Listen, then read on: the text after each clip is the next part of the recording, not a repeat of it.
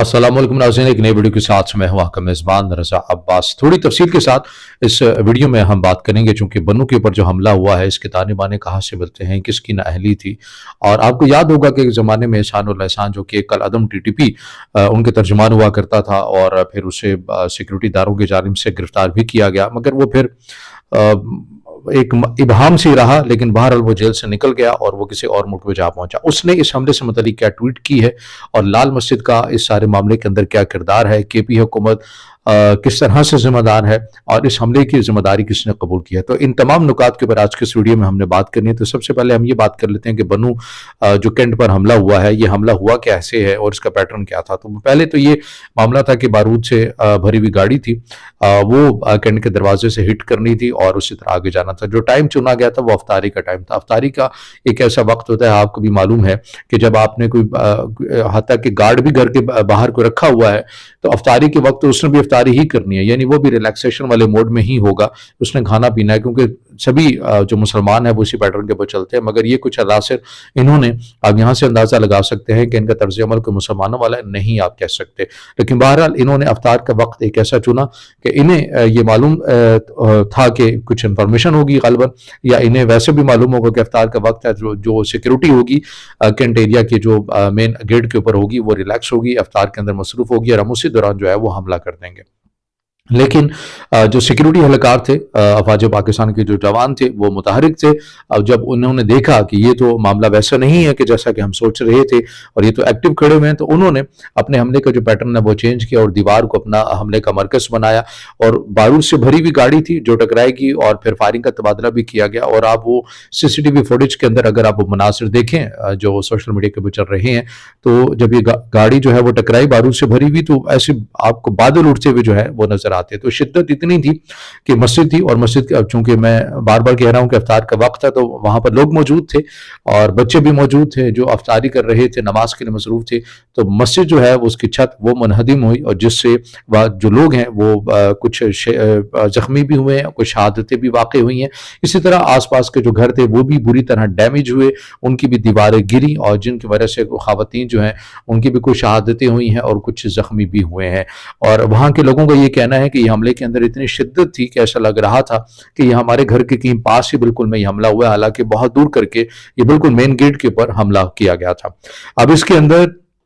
बताया यह जा रहा है कि 14 के करीब जो है वो दहशतगर्द थे, और जिनका यह हदफ था, 6 जो है वो इब्तदा के अंदर ही हलाक कर दिए गए थे, उन्हें जहन्नम हासिल कर दिया गया था, और जो बकिया थे उन्हें महसूर किया गया, यानी एक ही जगह पर उनको बंद किया गया ताकि वो मजीद आगे ना जा सके, और वहां पर फिर ऑपरेशन जो है वो किया गया और उन्हें हिट किया गया। इसके अंदर जो जवान है उनकी भी शहादतें हुई हैं, आम जो लोग हैं उनकी भी शहादतें रिपोर्ट की जा रही हैं। अब इसके अंदर अगर ये हम बात कर लें कि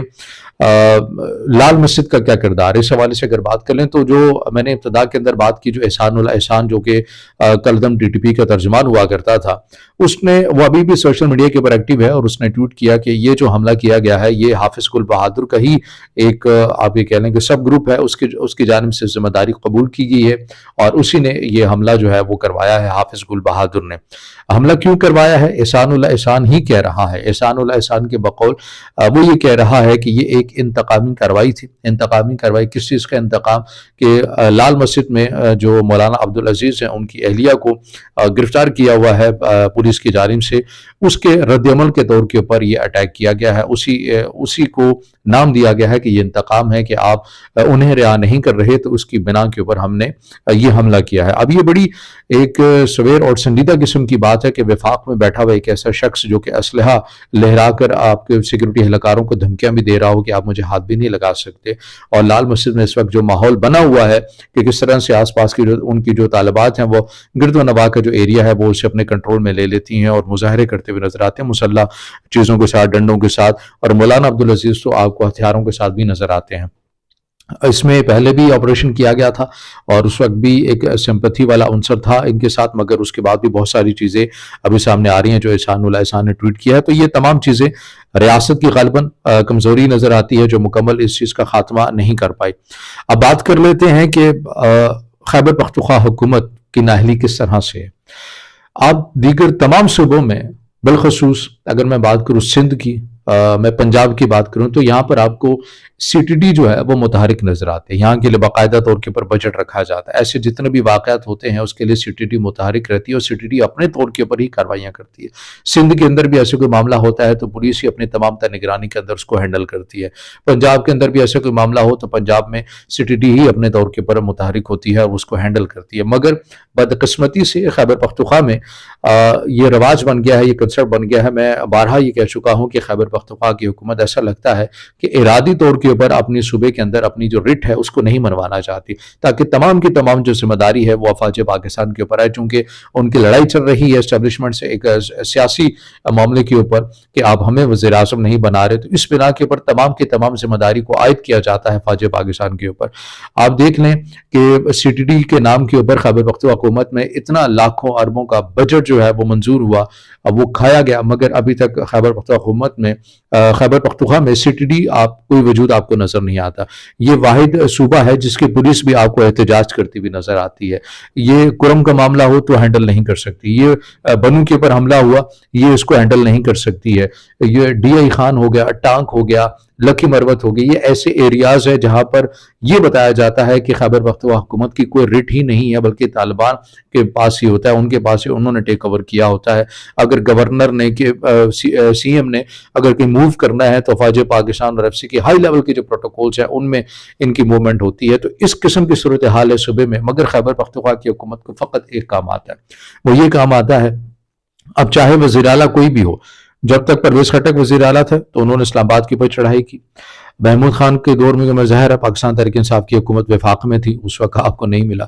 پھر اس کے بعد اب یہ دیکھیں گنڈا پور صاحب ہیں، انہیں بھی یہی کام آتا ہے کہ آپ نے لشکر کشی کرنی ہے وفاق پر، اس کے علاوہ کوئی کام نہیں آتا۔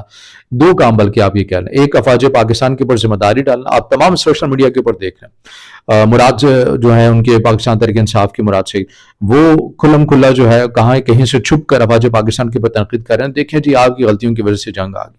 اسی طرح عمران ریاض صاحب جتنے بھی یوٹیوبرز ہیں وہ ایک ہی لائن مراد سید والی لائن کے اوپر لگ گئے، دیکھیں جی وہ تو خان نے خبردار آگاہ کیا تھا، یہ تو معاملہ بڑا خراب ہو گیا۔ بھائی صوبے میں آپ کی حکومت ہے، سی ٹی ڈی کہاں ہے، پولیس کیا کام کر رہی ہے، آپ کو کوئی آپ سے معاملہ ہینڈل نہیں کیا جا رہا، اس حد تک نااہلی ہے، اس حد تک غفلت ہے۔ 11 سال ہو گئے ہیں پاکستان تحریک انصاف کی جماعت کو خیبر پختونخوا میں حکومت کرتے ہوئے، مگر سی ٹی ڈی کا کوئی وجود ہی نہیں ہے۔ میں نے کہا نا کہ یہ واحد صوبہ ہے جہاں کی پولیس بھی احتجاج کر رہی ہوتی ہے، تو اس قسم کی نااہلی ہو، اس قسم کی غفلت ہو تو پھر ایسے جو واقعات ہیں وہ تو ہوں گے۔ لیکن بہرحال اب سننے میں یہی آ رہا ہے، جو چیزیں ہمارے مشاہدے کے اندر آ رہی ہیں کہ حافظ گل بہادر چونکہ افغانستان سے بیٹھ کر آپریٹ کر رہے ہیں، تو یہ بھی یاد رکھنا چاہیے حافظ گل بہادر وہ تھا جسے ریاست پاکستان گڈ طالبان کے نام سے بھی جانتی تھی، تو اب حافظ گل بہادر افغانستان سے بیٹھ کر پاکستان کے اگینسٹ آپریٹ کرتے ہوئے آپ کو نظر آتے ہیں۔ اب امید یہ ہے کہ پہلے تو چائنا کے ثالثی کے اندر یہ معاملہ ٹھپ ہو گیا تھا، لیکن اب ایسا لگ رہا ہے کہ ریاست پاکستان اب ایک اصولی موقف اپنائے گی اور ممکن ہے کہ سرحد پار ایک مؤثر کارروائی بھی ہو سکتی ہے۔